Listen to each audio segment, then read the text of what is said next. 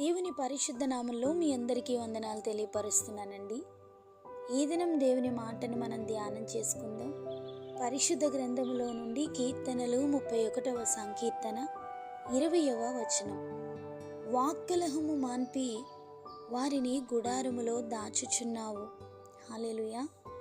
నిర్గమకాండము 28వ అధ్యాయము 1వ వచనములో, దేవుడు నాకు యాజకత్వము చేయుటకై నీ సహోదరుడైన అహరోనును అతని కుమారులను ఇశ్రాయేలీలలో నుండి నీ యొద్దకు పిలిపింపుము అని మోషే గారికి ఆజ్ఞనీయగా, అంతేకాదు అతనికి అలంకారమును ఘనతను కలుగునట్లు నీ సహోదరుడైన అహరోనుకు ప్రతిష్ఠిత వస్త్రములను కుట్టుము అని, అహరోను నాకు యాజకుడగునట్లు నీవు అతనిని ప్రతిష్ఠించుము అని దేవుడు ఇశ్రాయేలీల సర్వ సమాజములో నుండి అహరోను గారిని సేవకునిగా దేవుడు ప్రత్యేకించుకున్నారు.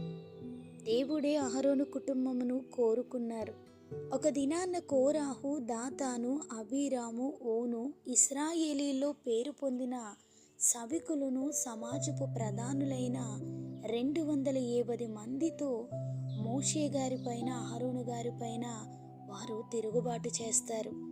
మోషే అహరోనులకు విరోధముగా పోగుపడి, మీతో మాకిక పని లేదు, యెహోవా సంఘము మీద మిమ్మల్ని మీరేలా హెచ్చించుకొనుచున్నారని వారందరూ మోషే గారితో మాట్లాడతారు. మోషే గారు తనవాడు ఎవడో, పరిశుద్ధుడెవడో రేపు యెహోవా తెలియచేసి వానిని తన సన్నిధికి రానిచ్చును, ఆయన తాను ఏర్పరచుకొనిన వానిని తన యొద్దకు చేర్చుకొనును అని వారందరితో మాట్లాడుతూ దేవుని వాక్కు కొరకే ఎదురు చూస్తున్నారు. దేవుడు మోషే గారితో మాట్లాడుతూ, నీవు ఇశ్రాయేలీలతో మాట్లాడి వారి యొద్ద ఒక్కొక్క పితరుల కుటుంబమునకు ఒక్కొక్క కర్రగా వారి పితరుల కుటుంబముల చొప్పున 12 కర్రలను తీసుకొని ఎవరి కర్ర మీద వారి పేరు వ్రాయుమో, లేవి కర్ర మీద అహరోను పేరు వ్రాయవలెను. నేను మిమ్మును కలుసుకొని ప్రత్యక్షపు గుడారములోని శాసనముల ఎదుట వాటిని ఉంచవలెను. అప్పుడు నేను ఎవరిని ఏర్పరచుకొందునో వాని కర్ర చిగురించును. ఇశ్రాయేలీలు మీకు విరోధముగా సణుగుచుండు సణుగులు నాకు వినబడకుండా మాన్పివేయుదును అని దేవుడు మోషే గారికి సెలవిచ్చిన యావత్తు వారు జరిగించారు.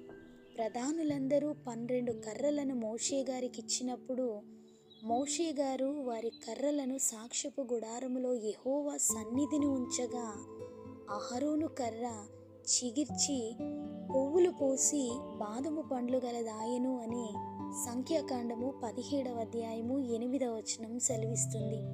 వాక్కలహము మాన్పి ఆయన ఏర్పరచుచున్న వారిని ఆయన గుడారములో దాచుకున్న దేవుడు. ఆయన పైన ఆధారపడిన వారిని దేవుడు ఆదరించే దేవుడు. మన మీదికి లేచే వారితో మనము వాదించుట కంటే మన యథార్థతను బట్టి, మన ప్రవర్తనను బట్టి అనేకుల మధ్య ఆయన మన పక్షాన్ని అద్భుతం చేసి మనల్ని గణపరచగలరండి. దేవుని పిలుపును అంగీకరించి మోషే అహరోనులు శ్రమలైన, నిందలైన, హింసలైన ఐగుప్తులోనికి ప్రవేశించి దేవుని ప్రజలను వెలుపలికి తీసుకురావడానికి దేవుని సాధనములుగా దేవుడు ఏర్పాటు చేసుకున్నటువంటి సేవకులుగా మోషే అహరోను గారులు ఉన్నారు. ఎప్పుడైతే వారిపైన సర్వ సమాజము తిరుగుబాటు చేసిందో ఆ క్లిష్ట పరిస్థితుల్లో దేవుడు వారి పక్షాన నిలబడ్డారండి. వారిని ధైర్యపరచుటకు, అనేకులలో వారిని కనపరచుటకు దేవుడు ఒక అద్భుతమైనటువంటి సాక్ష్యాన్ని కలిగించేలా అహరోను గారి జీవితంలో ఒక కార్యాన్ని జరిగించారు. నేడు మన జీవితంలో కూడా మన మీదకి లేచేవారు, మనల్ని అణిచివేయాలనుకునేవారు, మనల్ని తృణీకరించే వారి ముందే దేవుడు మనల్ని లేవనెత్తి వారి నోటితోనే మనల్ని ఘనపరిచేలా, మనల్ని ఒప్పుకొనేలా అద్భుతాన్ని మన జీవితంలో జరిగిస్తారు. యథార్థమైన ప్రవర్తనతో ప్రభు వైపు చూసి మనము ఏది చేయాలో ఏది చేయకూడదో జ్ఞానము కలిగి దేవునికి ఇష్టలుగా బ్రతకడానికి ప్రయత్నించి అడుగులు వేయగలిగితే దేవుడు మనల్ని బలపరుస్తారు. లోకంలో నుండి ఏర్పాటు చేసుకున్నటువంటి మనమందరము కూడా ప్రభువుకి ప్రత్యేకించబడిన వారమే. దేవుని ప్రత్యేకతలో ఎంపికలో ఉన్న మన కుటుంబాలు దేవునిని గణపరిచేవిగాను, ఆయనకి సాక్షార్థమైన కుటుంబాలుగాను, ఆయన నామము పెట్టబడినటువంటి కుటుంబాలుగా జీవించగలిగితే అనేకులలో దేవుడు మనల్ని గణపరుస్తారు. ఆ దేవుని యొక్క సన్నిధి మనందరికీ తోడైండి మనల్ని నడిపించునుగాక. ఆమేన్.